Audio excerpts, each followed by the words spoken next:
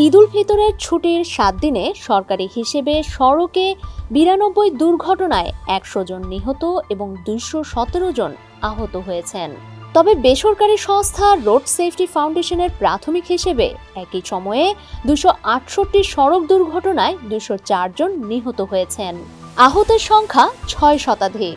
মন্ত্রীরা স্মরণকালের নির্বিঘ্ন ঈদযাত্রার দাবি করলেও প্রাণহানির এই সংখ্যা অতীতের যে কোনো ঈদের ছুটির তুলনায় বেশি। বিকাশ পেমেন্টে 10,000 টাকার বেশি অফার। শপিং চলছে তো। সরকারি নিয়ন্ত্রক সংস্থা সড়ক পরিবহন BRTA কর্তৃপক্ষের হিসেবে দুর্ঘটনা ও হতাহতের অনেক তথ্য নেই।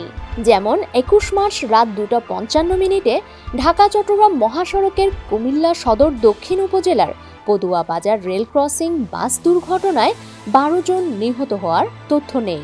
হাসপাতালগুলোতে ঈদের ছুটিতে দুর্ঘটনায় আহত রোগীর ঢল ছিল।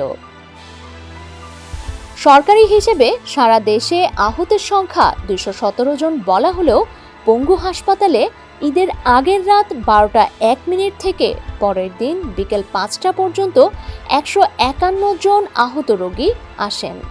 দেশের অন্যান্য হাসপাতালেও ছিল একই চিত্র। অধিকাংশ আহত রোগী ছিলেন মোটরসাইকেল, ব্যাটারি রিকশা কিংবা ইজি বাইক দুর্ঘটনায় আহত। বেসরকারি সংস্থাগুলো সাধারণত ঈদের আগে 7 দিন, পরের 7 দিন এবং ঈদের দিন সহ মোট 15 দিনকে ঈদযাত্রা হিসেবে গণ্য করে। অতীতে দেখা গেছে এই সময়ের মধ্যে নিহতের সংখ্যা 300 থেকে 400 থাকে।